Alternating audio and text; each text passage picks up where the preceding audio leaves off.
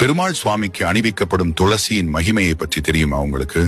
ஒரு ஏழை விவசாயி தினமும் கீரை பறித்து விற்று குடும்பத்தை நடத்தி வந்தார். அவர் செல்லும் வழியில் ஒரு முனிவர் பெருமாளுக்கு துளசி அர்ச்சனை செய்வதை பார்த்து நாமும் ஏதாவது பங்களிக்கணும் என்று எண்ணிக்கொண்டே செல்வார். ஒரு நாள் வயலில் கீரை அறுத்துக் கொண்டிருக்கும் பொழுது துளசி செடியை பார்த்து அதை பறித்து கீரையோடு ஒன்றாக சேர்த்து கட்டிக்கொண்டு முனிவரின் குடிலுக்கு சென்றார். ஆனால் கீரையோடு ஒரு கருநாகமும் இருந்தது என்பதையும் அவர் கவனிக்கவில்லை. அந்த ஏழை விவசாயி பின்னால் யாரோ ஒருவர் அருவமாய் நிற்பதை முனிவர் ஞானத்தால் உணர்ந்தார். ஏழையின் பின்னால் ராகு பகவான் நின்று கொண்டிருந்தார். ராகுவிடம் முனிவர் ஏன் அந்த ஏழையை பின்தொடர்கிறாய் என்று கேட்டார். ராகுவோ இன்று அவனை நாக வடிவில் தீண்டி அவன் இறக்க வேண்டும், அதுதான் அவனுக்கு எழுதப்பட்ட விதி என கூறினார். ஆனால் அவன் என்றும் இல்லாத அதிசயமாக இன்று தலையில் பகவானின் பிரியமான துளசி இருப்பதால் அவனை தீண்ட முடியாமல் தவித்துக் கொண்டிருக்கிறேன் என்றார்.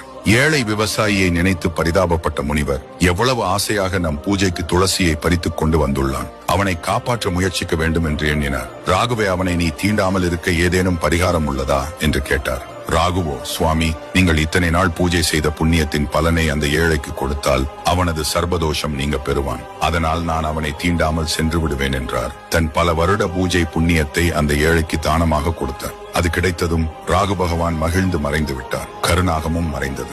முனிவர் அந்த ஏழை விவசாயியிடம் இனி தினமும் துளசி பறித்து கொண்டு வர வேண்டும் என்று சொன்னார். பெருமாளுக்காக செய்த இந்த சிறிய சேவை தன்னை ஒரு பெரிய ஆபத்திலிருந்து காப்பாற்றியதை நினைத்து மகிழ்ந்தார் ஏழை விவசாயி. ஒரு சிறிய துளசி கூட பகவானின் அருளால் உயிரை காக்கும் என்பதற்கு இது ஒரு எடுத்துக்காட்டு. நண்பர்களே, உங்கள் வீட்டில துளசி செடி இருக்கா? கமெண்ட் பண்ணுங்க. மறந்துடாம சப்ஸ்கிரைப் பண்ணிக்கோங்க.